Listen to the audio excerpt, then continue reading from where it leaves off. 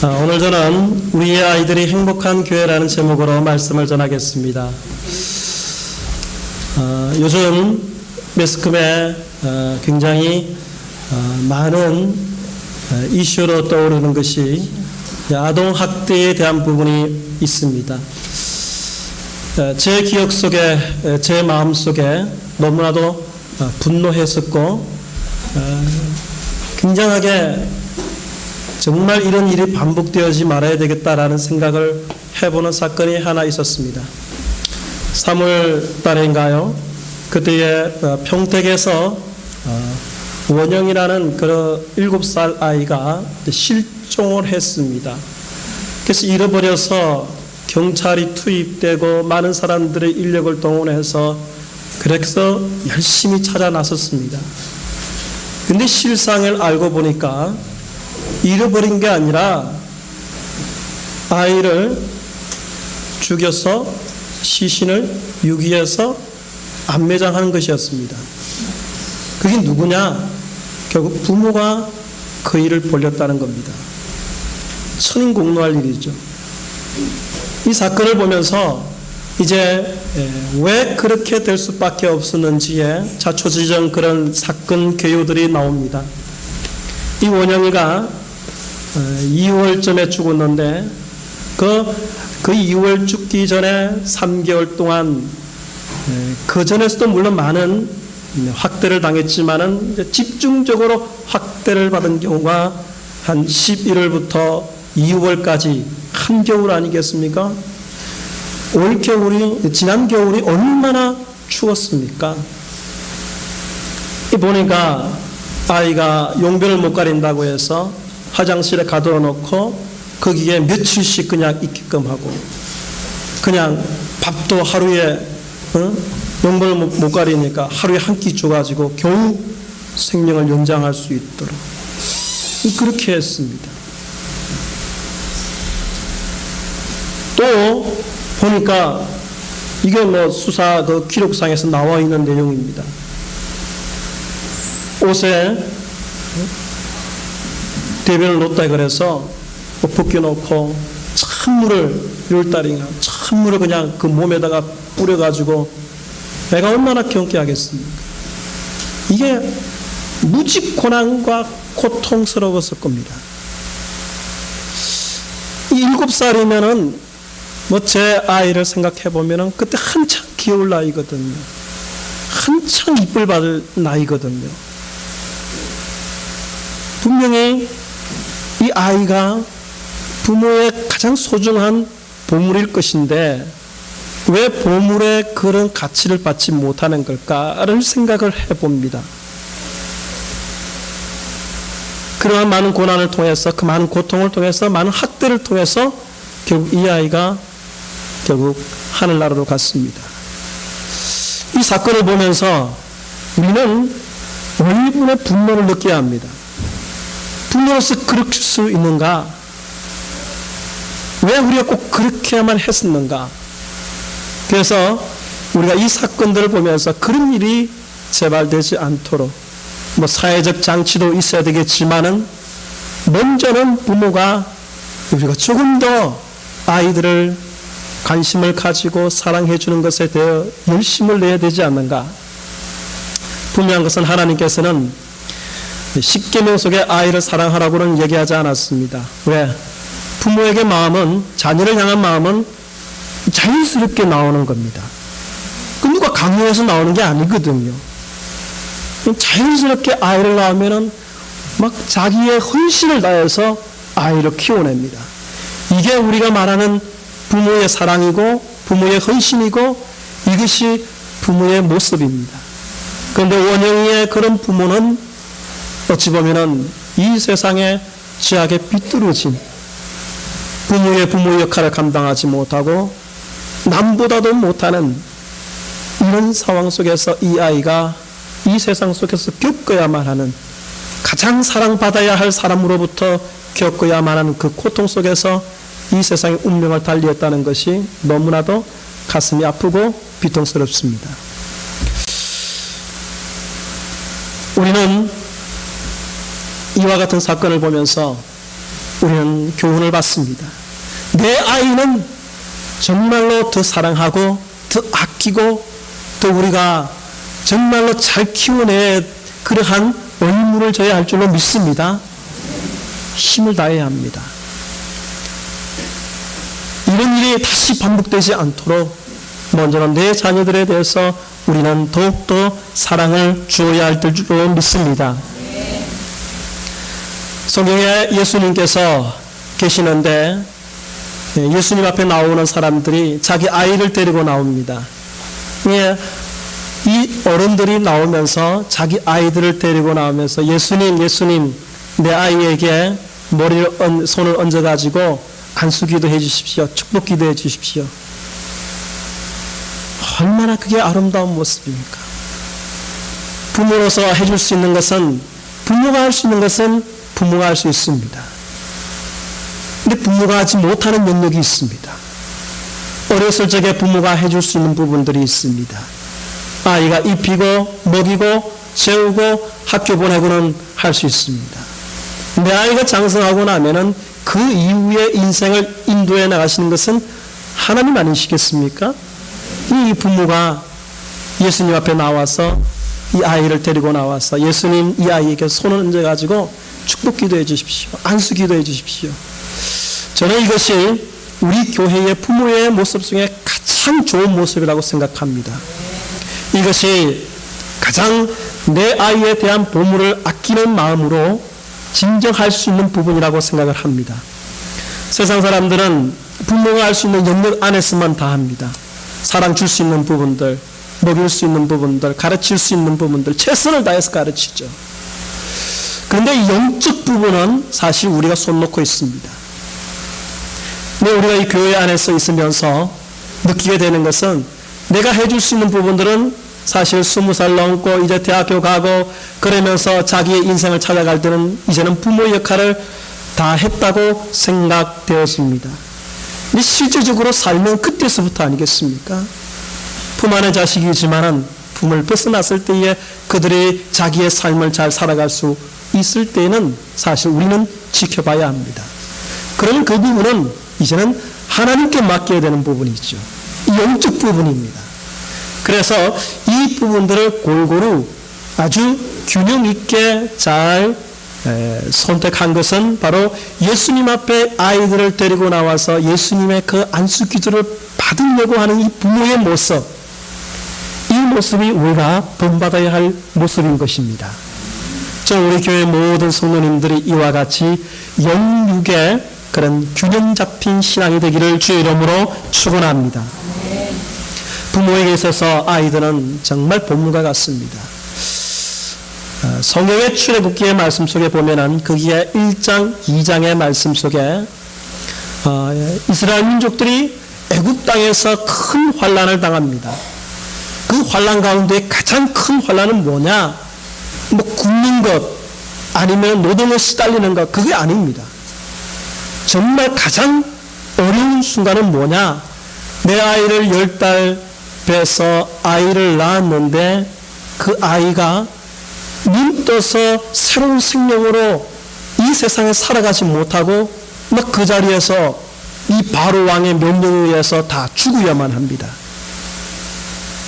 이런 죽음의 순간에 빠졌을 때 아이가 울기도 전에 산파가 와서 아이들을 목졸라 죽입니다. 이게 엄청난 고통이었죠. 부모로서 엄청난 고통이죠. 차라리 배지를 말았으면 아이가 그런 고통은 당하지 않았을 것인데 결국 이 애굽 땅에서 노예의 삶 속에서 취급받는 그러한 가장 고통의 순간이 바로 이 순간이었습니다. 나의 가장 소중한 보물 이 아이를 10달 동안 열심히 아이를 태교하고 낳았는데 그 아이가 새로운 삶을 살지 못하고 거기에서 죽어야만 하는 그 순간들, 이러한 엄청난 고통이 이 애굽 땅에서 일어나고 있었습니다. 부모가 할 수 있는 것은 어쩔 수가 없는 아이를 이렇게 숨겨보기도 하고 저렇게 숨겨보기도 하고 그렇지만은 한계가 있습니다. 이 부모의 영역에서는 할 수가 없는 거예요. 근데 하나님께서 아이들을 이게 숨기시는데 가만히 보니까 아이들을 하나님께서 이 산파들의 마음을 주셔가지고 산파들이 오히려 하나님을 두려워합니다. 내가 이 아이를 주면 내가 큰 죄를 받아. 그래서 그들이 아이를 오히려 죽이지 못하고 나중에는 그냥 없는 일로 넘어가는 거였습니다. 여러분 보십시오. 결국 부모가 할 수 있는 것은 아이들 이렇게 숨기고 저렇게 숨기고 이게 하지만은 거기에서 끝나는 겁니다. 부모가 할 수 있는 건 거기까지예요. 근데 하나님께서 역사하시면은 하나님께서는 아이들을 붙잡아 주시고 그 다음에 삶을 살 수 있도록 은혜를 주시는 것입니다. 모세의 삶이 그랬습니다. 이 모세라는 사람이 결국 아이였을 때에 부모가 열심으로 숨겨서 키우지만 아이가 울기 시작하니까 막 옆으로 밖으로 나가기 시작합니다. 숨길 수가 없는 겁니다. 더 이상은. 그래서 결국은 부모가 가슴 찢어지는 마음으로 이 아이를 나일강에다가 광주리에 담아다가 버리는 거였습니다. 결국은 하나님의 손에 맡기는 것이죠. 부모가 숨길 수 있는 부분은 다 했습니다. 이제 하나님의 손에 맡기는 겁니다. 근데 보십시오. 나일강에 떠내려가는 이 아이가 어떻게 됩니까? 하나님께서 이 아이를 인도하실 때는 나중에는 바로의 공주에 의해서 구원함을 받고 나중에는 왕궁에 살게 됩니다. 그래서 모세가 더 큰 하나님의 사람으로 쓰임받을 수 있도록 오히려 더 좋은 조건과 환경 속으로 섬길 수 있도록 그 속으로 인도해 주셨다는 사실입니다. 하나님께서 하시는 겁니다. 그렇기 때문에 좋은 부모라는 것은 이와 같이 영과 육의 우리가 분명한 구분점을 알아서 부모가 할 수 있는 부분과 내가 하지 못하는 부분, 하나님께서 해 주셔야 할 부분들을 잘 알아서 우리가 지혜롭게 내가 할 수 있는 부분 아이를 사랑하고 먹이고 입히고 가르치고 우리가 좋은 것을 가르치는 그런 것은 최선을 다해서 다 해야 합니다. 그리고 그 다음에 하나님께서 그 인생을 인도해 나가실 것은 하나님께 기도하고 맡겨야 하는 것입니다. 오늘 예수님께 나온 이 아이의 부모들은 바로 이 부분을 잘 알았기 때문에 예수님에게 안수를 받음으로써 그들의 인생이 하나님의 놀라우신 은총과 복으로 이루어져 나가기를 간절히 바랬던 것입니다. 여러분, 교회 안에서 자라는 아이들은 축복입니다. 좋은 신앙의 부모 밑에서 자라는 아이들도 축복입니다. 그래서 그것은 부모의 사랑과 함께 또 하나님의 큰 사랑을 입을 수 있기 때문에 그렇습니다. 그래서 여러분, 교회에서도 분명한 보물들은 이 아이들이 교회 안에서 아름답게 성장하고 꿈을 키워내고 또 예수님을 사랑하고 예수님의 그 뜻 안에서 아름답게 성장해 나가는 모습이 바로 교회의 보물인 것입니다. 여러분, 우리가 이 아이들을 잘 키워내기 위해서 교회가 해야 할 일이 있습니다. 좋은 부모가 되기 위해서 해야 할 일들이 있듯이 교회에서도 해야 할 일들이 있습니다. 그럼 교회에서 어떻게 이 아이들을 잘 가르쳐야 할까요? 먼저는요, 교회는 사랑이 있어야 돼요. 믿습니까? 네. 사랑이 있어야 돼요. 사랑이. 교회에는 성도들끼리 사랑이 있어야 합니다. 이 따뜻한 사랑이 교회에서 느껴져야 합니다. 마치 닭이 그 알을 탁 품듯이 여러분, 닭의 그 알을 품을 때 그 온기로 알을 데웁니다. 이와 같이 우리가 교회 안에서 어린 영혼들을 보면은 이게 따뜻한 시선과 따뜻한 말 한마디와 따뜻한 손길이 그 아이들을 이렇게 품는 겁니다. 그래서 그 아이들을 품으면 아이들이 교회에서 사랑을 느끼게 되고 그 엄마 닭 속의 알처럼 그렇게 따뜻한 온기를 느끼게 되는 것입니다. 성경에 말씀하시기를 마태복음 18장 6절에 이렇게 말씀하고 있어요. 누구든지 나를 믿는 이 작은 자 중 하나를 실족케 하면 차라리 연자 맷돌이 그 목에 달려서 깊은 바다에 빠뜨리는 것이 나으니라 라고 말씀을 합니다.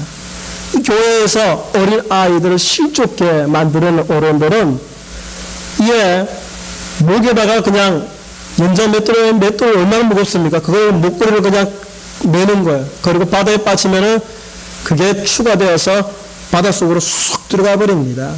그만큼 이게 이 죄를 짓는다는 것입니다.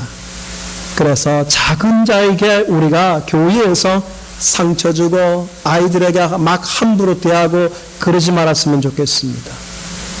아이들은 사랑해야 될 줄로 믿습니다. 여러분들은 믿음 있는 어른이잖아요. 먼저는 아이들을 최우선시해서 아이들이 제일 먼저 교회에서 사랑받을 수 있도록 해야 될 줄로 믿습니다. 아이들을 만나면 머리에 손 얹고 기도해주고 쓰다듬어주고 아이고 이쁘다 좋다 이렇게 해줘야 될 줄로 믿습니다. 그러면요 교회 아이들은 얼굴이 펴져요. 얼굴이 밝아져요. 왜 얼마나 밝아요? 그렇죠. 천진난만하죠. 준수야 웃어야지 이때는. 웃어야 돼요. 왜 이게 사랑받는 아이들이에요. 사랑을 받는다는 것은 좋은 겁니다. 이 아이들이 나중에는 우리는 이제 교회의 삶 사다가 우리는 하나님께로 가야 합니다. 이 교회를 이어받을 아이들이 바로 이 젊은 아이들입니다. 이 아이들이 다음 세대에 하나님을 섬기고 이 한마음교회를 섬겨나갈 것입니다. 그렇기 때문에 우리들은 부모로서 이 교회가 해야 할 것은 여러분들이 믿음의 어른으로서 해야 할 것은 아이들을 사랑하고 아껴줘야 할 줄로 믿습니다. 두 번째는요, 우리가 교회에서는 아이들을 차별해서는 안 됩니다. 여러분, 차별과 여러분 서로 차이는 다른 겁니다. 차별이라는 것은 너와 내가 안 맞다고 해서 서로 완전히 분리를 시켜버리는 겁니다. 그것은 옳지 못한 것입니다. 위에 있는 사람은 아래에 있는 사람을 경시하면 안 되는 겁니다. 그래서 나이가 어리다 해서 함부로 그냥 말을 하고 서로 존칭도 안 쓰고 교회에서는 존칭 쓰는 게 중요합니다. 집사 있으면 집사님 아니면 권사님 이렇게 그래서 함부로 이름을 그냥 부르거나 그렇게 해서는 안 됩니다. 전라도에 이것은 실화입니다. 거기에 이제 일제시대 때에 거기에 교회에 장로님 한 분이 계셨습니다. 이 장로님이 열심으로 하나님 앞에 믿음 가지고 아주 신앙생활을 열심히 했습니다. 근데 그 집에 이제 아직 일제시대니까 종이 있었습니다. 집에 일을 보는 그런 일꾼들이 있잖아요. 그런 일꾼들이 있었습니다. 그게 모섬살이를 하는 거죠. 근데 모섬살이 이 모섬들을 전도해서 교회에 데려가는 거예요. 나중에는요, 이 모섬이 굉장히 신앙심이 좋아서 교회에 열심히 했습니다. 나중에는 신앙을 공부하고 목회자가 되어서 그 교회의 목사로 왔습니다. 근데 그 장로님의 입장이 그렇지 않겠습니까? 생각을 해보십시오. 근데 그 목사님을 데리고 오신 분이 누구냐? 그 장로님을 모시고 온 거예요. 그래서 집안은 모습이지만은 교회에서는 정말로 존칭을 쓰고 정말로 깍듯하게 대우했었습니다. 이게 바로 교회에서 차별이 없는 겁니다.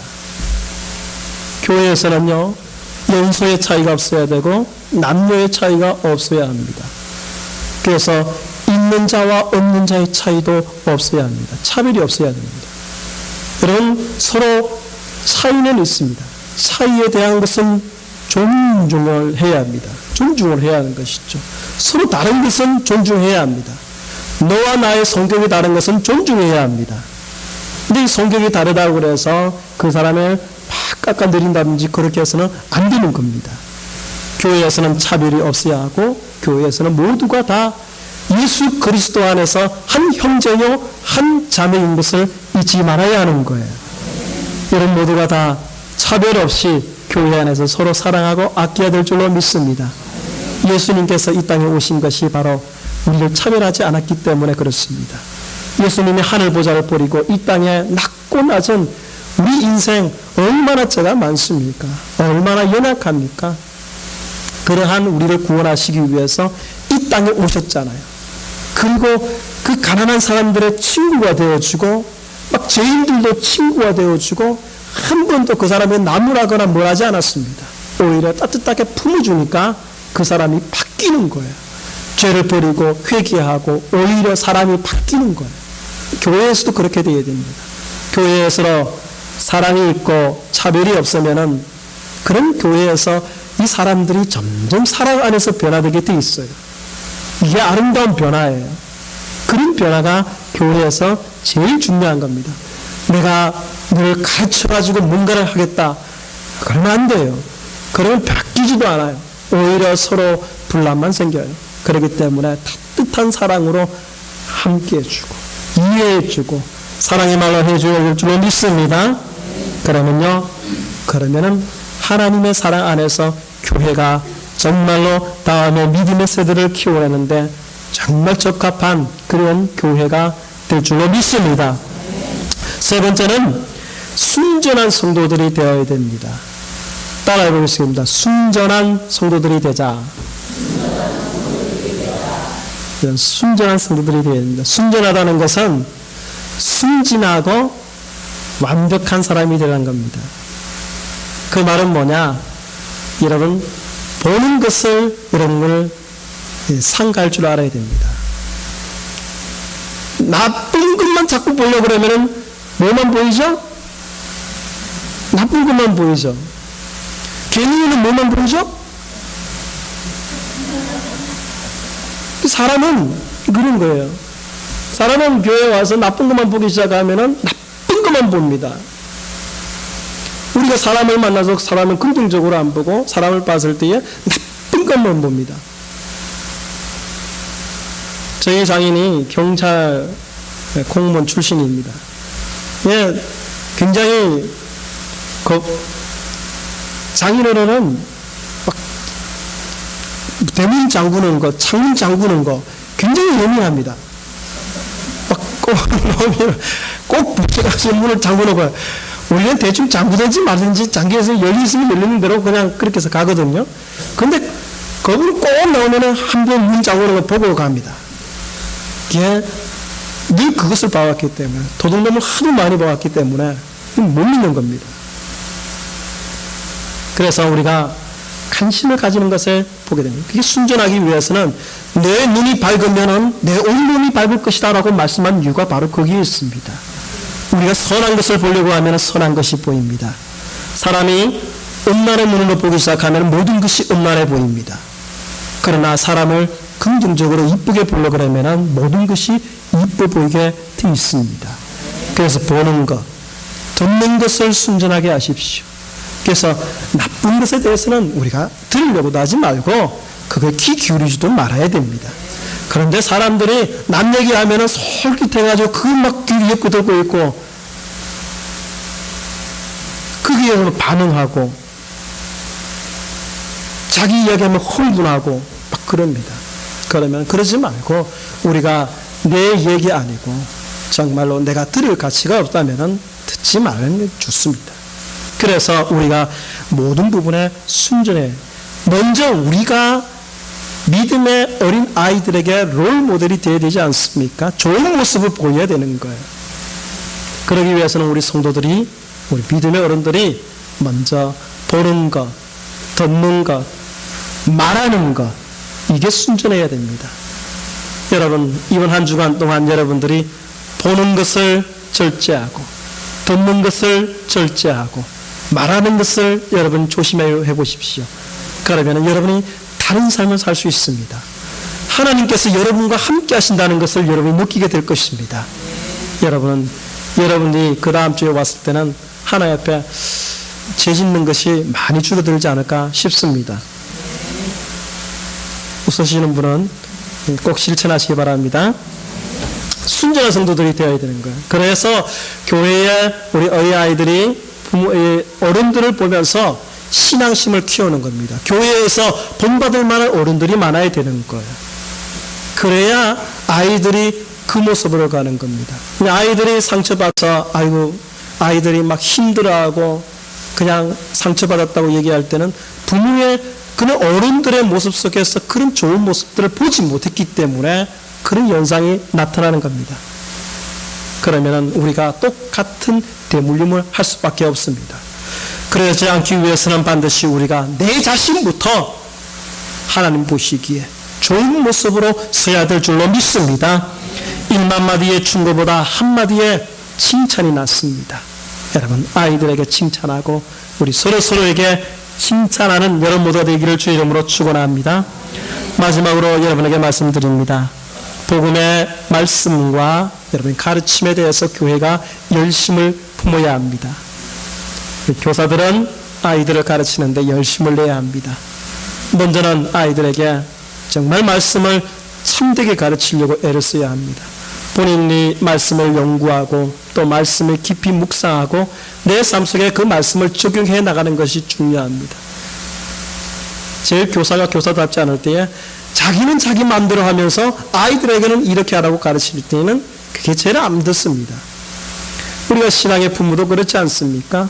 나는 내 마음대로 하면서 아이들에게는 똑같이 똑바로 걸으라고 하면 안 되지 않습니까? 훈장 선생님 발음이 새는 입으로 바람풍 하는데 아이들이 똑같이 합니까? 바람풍 합니까? 똑같이 가는 거죠. 그렇기 때문에 우리가 하나님의 말씀을 먼저 열심을 내야 됩니다. 여러분, 말씀을 가까이 하십시오. 말씀을 묵상하십시오. 그래서 여러분들이 이 말씀을 읽기 시작을 해야 합니다. 여러분, 말씀은 덮어놓는 것이 아니라 집에 가거든 하루에 말씀 한 장씩 읽는 것을 여러분이 기본적으로 하십시오. 이게 경건한 삶입니다. 그렇게 해야 될 줄로 믿습니다. 네. 그렇게 하면요, 우리가 하나님의 말씀 가운데 먼저 내가 서게 됨으로써 아이들에게 말씀을 잘 가르칠 수가 있습니다. 그래서 여러분들이 교회가 정말 우리 아이들의 이 보물을 정말로 우리가 믿음 안에서 잘 키워내고 우리가 할 수 있는 범위 안에서 믿음 안에서 잘 키워낼 수 있도록 먼저 우리가 사랑이 넘치는 교회, 차별이 없는 교회, 우리가 순전한 믿음의 어른들이 많는 그러한 성도들이 많은 교회, 그리고 복음의 말씀을 잘 가르치는 교회가 됨으로써 우리가 믿음의 세대를 키워낼 수 있는 그런 아름다운 교회가 될 줄로 믿습니다. 그러한 교회 속에 여러분 모두 속에 하나님의 축복이 함께 하시길 주의 이름으로 축원합니다. 다 함께 기도하겠습니다.